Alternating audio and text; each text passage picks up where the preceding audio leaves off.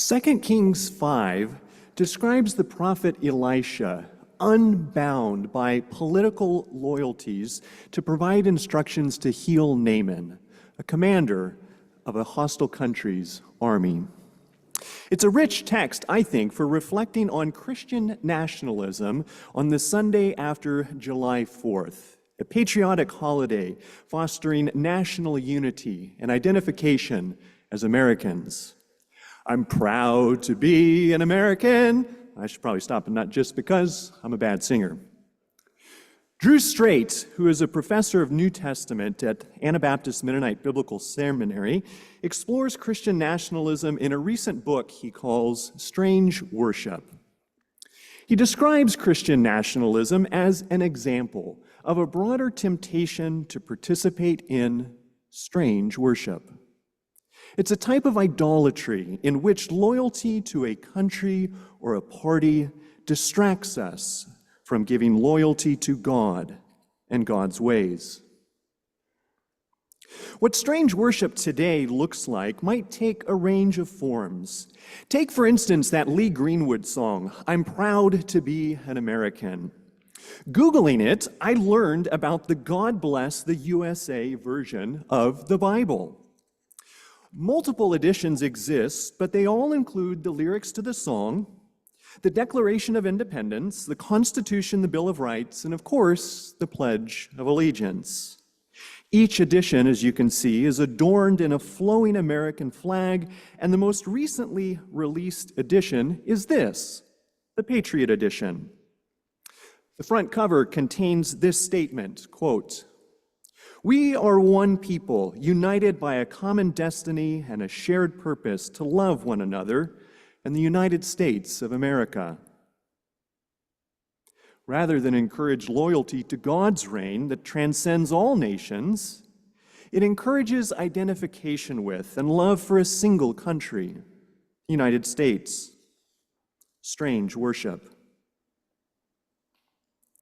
Other practices are, I think, harder to think about, like, for instance, the Pledge of Allegiance, which is something I realized anew as a parent of a child in elementary school. It was back to school night as Charlie was getting ready to enter kindergarten. The classroom, of course, had the standard kindergarten stuff. The primary colors, red, yellow, and blue. Although I've learned in the last couple of months that, in fact, red and blue are not actually primary colors. Alas, the things we must unlearn.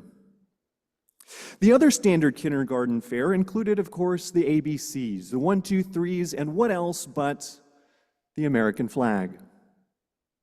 Putting two and two together, I realized what it almost certainly would mean. The Pledge of Allegiance would be recited daily. Audrey and I quickly huddled, deciding we should first find out whether saying the pledge would actually be required, because, they might not, right? We're a bit naive, I know. So Audrey asked the teacher, is the Pledge of Allegiance something that happens regularly in the classroom? The teacher seemed more than a bit caught off guard that we'd even ask.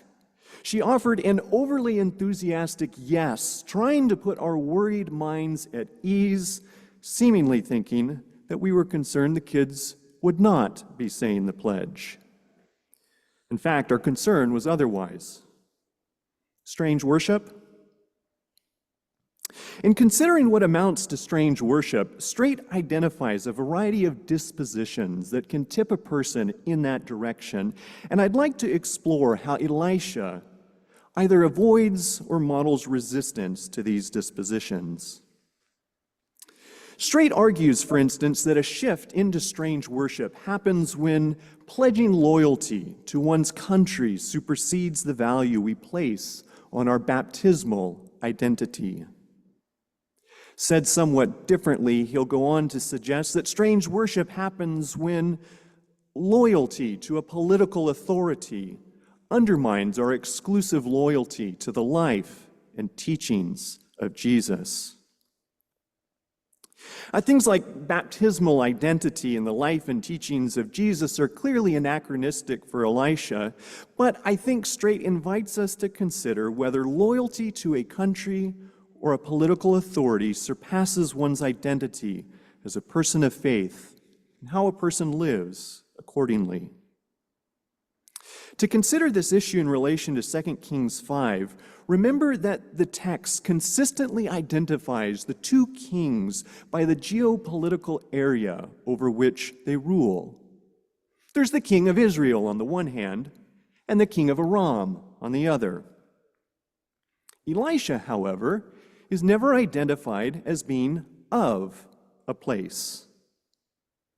For instance, the Israelite servant girl tells Naaman about Elisha, describing him as a prophet who is in Samaria. Rather than suggest Naaman needs to visit Samaria's prophet, as if Elisha were on Samaria's side, she points Naaman to a type of person, a prophet, and tells him where he's located, in Samaria. Likewise, after the king of Israel tears his clothes in response to the letter from the king of Aram requesting healing for Naaman, the text turns to Elisha. It describes him as a man of God, which is a term for a prophet.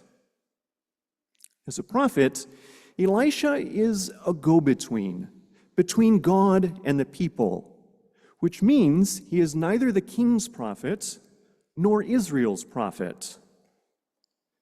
To underscore the point that Elisha doesn't work for the king of Israel, Israel's king does not summon Elisha to deal with Naaman. Instead, when Elisha learns about Naaman's arrival, he commands the king to let Naaman come to him. Elisha explains what he hopes the meeting will accomplish, that Naaman will learn there is a prophet in Israel. Though Elisha here identifies himself as a prophet who is in Israel, his role can include providing access to God's healing regardless of what country Naaman is from. So he tells Naaman to wash in the Jordan 7 times, something Naaman does not want to do because he thinks that Aramean waters are better than Israelite waters. Naaman's response here, I think, intersects with another aspect Straight suggests is strange worship, an us versus them mentality. Though Naaman works in those categories to associate the Jordan with Israelite waters, the Jordan is as easily understood as a border for ancient Israel. It's the river that the Israelites cross after Moses died and Joshua takes over. The Jordan is a river between us and them, where those boundaries collapse. And it's there, in that in-between place, that Naaman is healed as he wades into the water. Now, in giving Naaman instructions for healing, it's tempting to say that Elisha has taken a cue from Israel's God. But at the outset of the story, the text quickly clarified how Naaman has managed to achieve success as a military commander, because by him the Lord had given victory to Aram. The text can imagine God is acting on behalf of the Arameans. In what sense is this Israel's God? Certainly Elisha follows God's lead, but Naaman's experience of healing belies any attempt to define this God as acting only or narrowly on behalf of Israel. This God heals even enemies. If that category still makes sense. On this point, our text again intersects with Straight's argument that a shift into strange worship can happen when loyalty to a political authority inspires or celebrates harm toward our neighbors. As suggested, I think our text resists associating Elisha with a particular political authority. And on the topic of harm towards neighbors, Naaman isn't even a neighbor, as in a friendly person living nearby. Rather, the text acknowledges that Naaman has an Israelite girl who was captured in a raid against Israel. While Naaman is more readily construed as an enemy than a neighbor, Elisha does not harm him when he comes. Instead, Elisha gives instructions that lead to Naaman's healing. What a contrast to headlines of late.